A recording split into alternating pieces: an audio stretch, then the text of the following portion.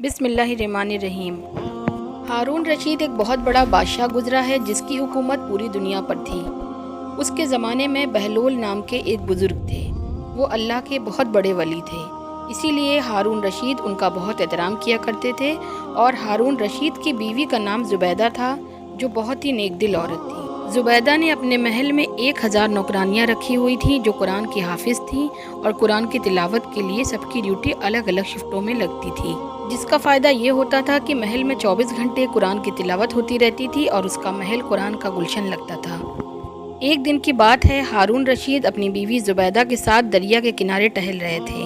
उन्होंने एक जगह दाना बहलोल बुजुर्ग को बैठे हुए देखा।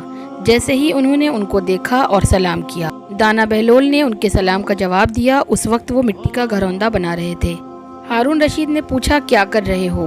बहलोल ने जवाब दिया, रेत में घर बना रहा हूँ। हारून रशीद ने पूछा, किसके लिए बना रहे हो? बहलोल ने जवाब दिया, जो इस घर को खरीदेगा मैं उस घर के लिए दुआ करूँगा कि अल्लाह ताला उसको जन्नत में जगह अता करे। हारून रशीद ने पूछा, इस घर की क्या कीमत है? बहलोल ने जवाब दिया, सिर्फ 1 दिनार।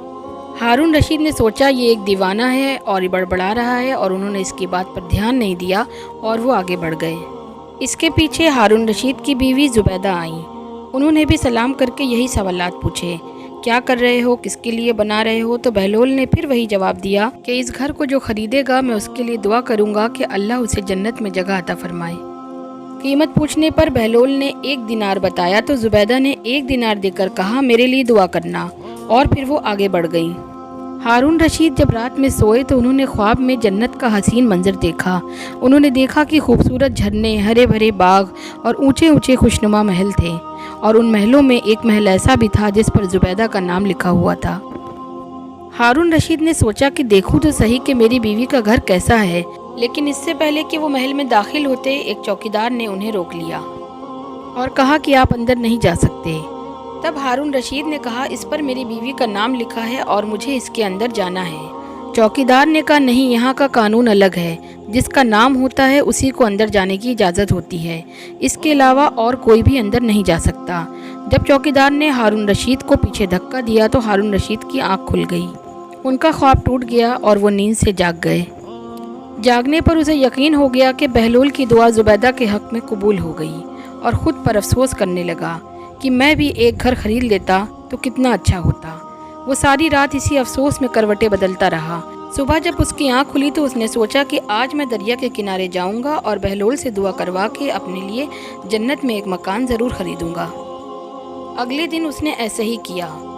वो दरिया के किनारे गया और बहलोल को तलाश करने लगा। उसने देखा कि बहलोल फिर उसी तरीके का मकान बना रहे हैं, तो फिर उन्होंने उसको सलाम किया।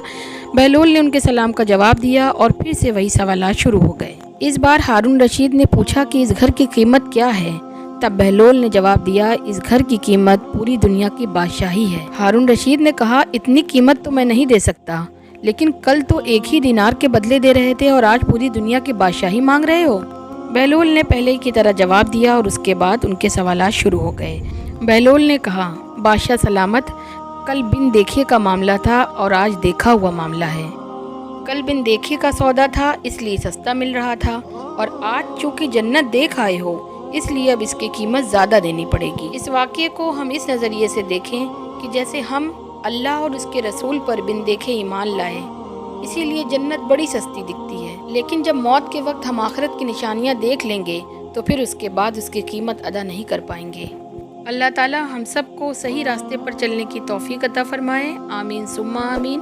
वीडियो अच्छी लगी हो तो लाइक कर दीजिएगा, चैनल पर नए हो तो सब्सक्राइब ज़रूर कीजिएगा। फिर मिलेंगे नई वीडियो के साथ। अल्लाह हाफिज़।